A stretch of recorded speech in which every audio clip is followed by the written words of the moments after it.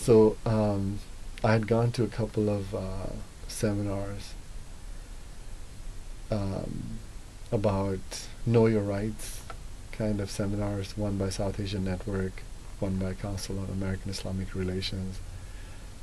That what do you do if the FBI calls you? And so these seminars were put on by organizations with the help of other organizations like CHIRLA, Latino American organization, and a Asian Pacific APLAC organization.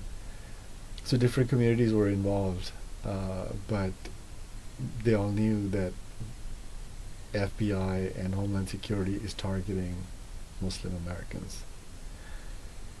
So the purpose of these seminars was to tell Muslims in America that if the FBI comes to talk to you or calls you, you have a right to not talk to them, and you have a right to have your lawyer present.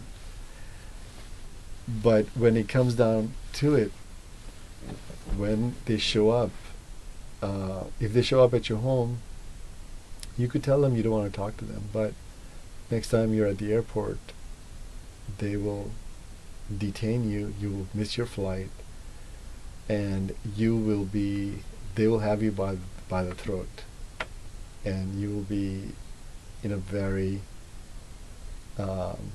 very bad situation, because them talking to you at the airport is going to be much worse, much more threatening than them talking to you at your home.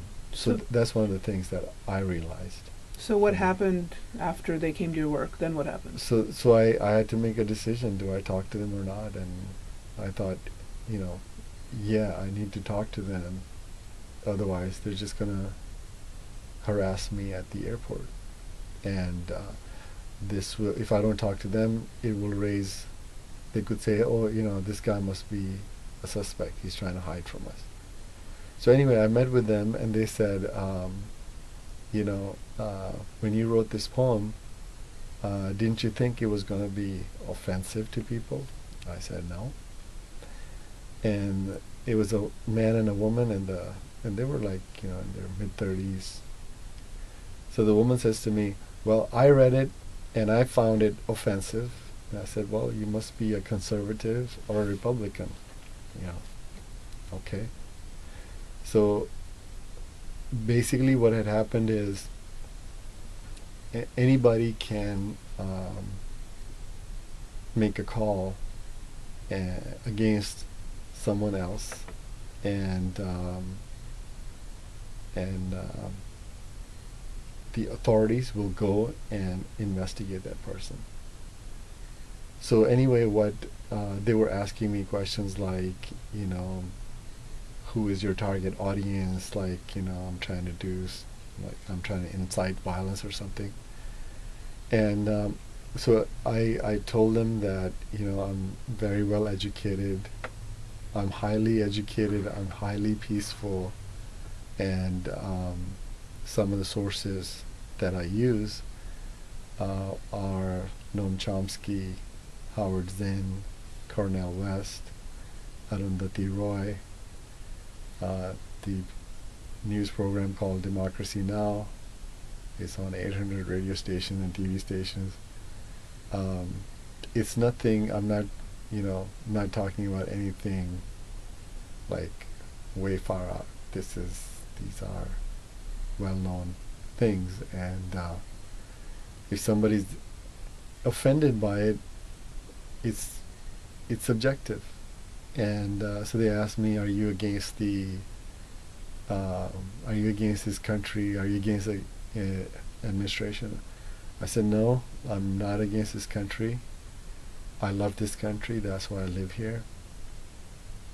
I have a choice to live in other places, but I love it here. And one of the biggest reasons why I love living in America is the rights like freedom of speech, freedom of press, freedom of expression.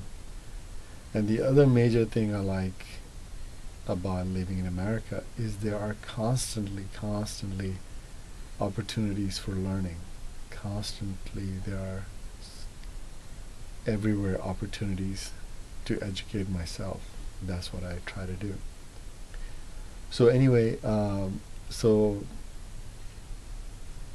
they talked to me for about an hour, and in that 1 hour, they call it an interview questioning, I then read them this poem line by line, and I explained it to them that it's nothing crazy in this, nothing really objectionable in this. And if you don't like that I use this phrase, I'm sick and tired of people using this phrase, God bless America, and they use it in a very twisted way, and they use it to justify violence, war, and it just becomes a chant to justify, oh yeah, let's go and invade Iraq based on lies that Iraq has weapons of mass destruction. And I waited 5 years after September 11. I didn't write anything like this for 5 years after September 11.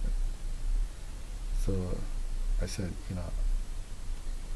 I was careful to not offend people for 5 years. This is not supposed to be offensive. Oh, I'm so sorry. That's okay. Okay. Excuse me. It's okay.